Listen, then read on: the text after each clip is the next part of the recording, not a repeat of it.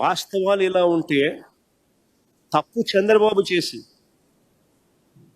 Private షాపుల కార్టెల్తో తనకు కావలసిన డిస్టిలరీలకు మేలు జరిగే విధంగా ఈ ప్రైవేట్ షాపుల చేత తాను ఇండెంట్ ప్లేస్ చేసి తాను ఈ రకమైన 5 డిస్టిలరీలకు 69% ఆర్డర్లు ప్లేస్ చేసి ఆయన స్కామ్ చేస్తే ఎదురు ఆరోపణ ఆయన చేస్తాడు. ప్రతి బాటిల్ మీద క్యూఆర్ కోడ్ పెట్టి అమ్మేటప్పుడు ఆ క్యూఆర్ కోడ్ను స్కాన్ చేసి ఆ స్కాన్ చేసిన క్యూఆర్ కోడ్ డైనమిక్గా రియల్ టైం బేసిస్లో ఆటోమేటిక్లీ అప్లోడ్ అవుతుంది. దాని ఆధారంగా పారదర్శకంగా మేం చేస్తే చంద్రబాబు నాయుడు గారు అనే వ్యక్తి ఎటువంటి దుర్మార్గమైన ఆలోచనలతో దుర్మార్గమైన ఆరోపణలు చేస్తూ ఉన్నాడు అనడానికి నిదర్శనం.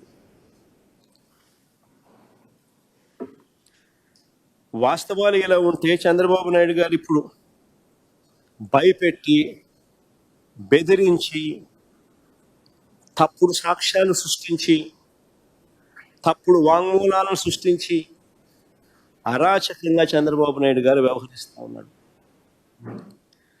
బ్రేవరేజెస్ కార్పొరేషన్స్లో పనిచేస్తూ ఉన్న సత్యప్రసాద్ అనే వ్యక్తి ఒక సాధారణ ఉద్యోగి, సూపరింటెండెంట్ స్థాయి. ఎంతమంది సూపరింటెండెంట్ ఉంటారో తెలుసా? ఎక్సైజ్ డిపార్ట్మెంట్లో 10ల సంఖ్యలో ఉంటారు. ఒక సాధారణ స్థాయి ఉద్యోగి.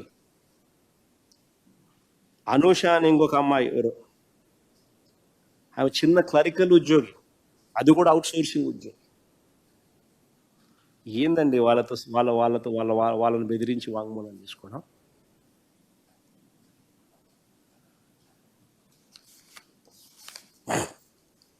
ఇక బ్రేవరేజెస్ కార్పొరేషన్ ఎండీగా పనిచేసిన వాసుదేవ్ రెడ్డి ఈ ప్రభుత్వం తనను వేధిస్తుందని హైకోర్టులో 3 సార్లు యాంటిసిపేటరీ బెయిల్ పిటిషన్ ఫైల్ చేసినాడు. ఈ మనిషి ఈ ప్రభుత్వం తనను వేధిస్తూ ఉందని, హెరాస్ చేస్తూ ఉందని 3 సార్లు యాంటిసిపేటరీ బెయిల్ పిటిషన్ హైకోర్టులో ఫైల్ చేసినాడు. ఇలాంటి వ్యక్తిని బెదిరించి భయపడిచ్చి చివరకు లొంగ తీసుకుని ఇలాంటి వ్యక్తి మళ్ళీ స్టేట్మెంట్ ఇచ్చిన తర్వాత ఈయన సెంట్రల్ గవర్నమెంట్కి మళ్ళీ వెనక్కి వెళ్ళిపోవడానికి ఎన్ఓసి ఇచ్చారు. అంతవరకు ఎన్ఓసి బ్లాక్ చేసి ఇలాంటి వ్యక్తులు ఇచ్చే స్టేట్మెంట్కి ఏం వాల్యూ ఉంటుంది? బెదిరిస్తున్నారు, భయపడిస్తున్నారు, ఎన్ఓసీలు ఆపుతున్నారు. ఆయన నన్ను బెదిరిస్తున్నాడు అని హైకోర్టులో యాంటిసిపేటరీ బెయిల్ పిటిషన్ 3 సార్లు వేసుకున్నా కూడా దిక్కు దివానం లేదు. అలాంటి వ్యక్తులు ఇచ్చే స్టేట్మెంట్కి ఏం వాల్యూ ఉంటుంది? ఇంకొక ఆయన విజయసాయి రెడ్డి, చంద్రబాబుకు లొంగిపోయిన మరో వ్యక్తి. రాజ్యసభ సభ్యుడిగా 3.5 సంవత్సరం తనకు టర్మ్ ఉండగా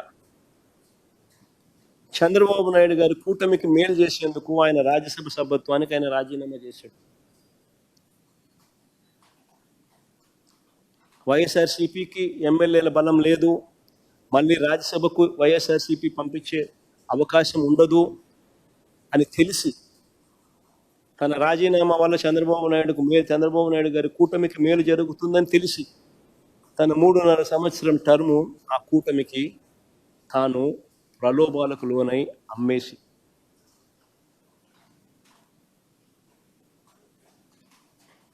అలాంటి వ్యక్తి ఇచ్చే స్టేట్మెంట్లకు ఏం వాల్యూ ఉంటుంది? అటువైపు నుంచి మనం కూడా ఇటువైపున ఏమన్నా తీసుకొని ఇటువైపున తీసుకొని ఇదే మాదిరిగానే చెప్పిస్తే వాల్యూ ఉంటుంది. Please subscribe Dot News.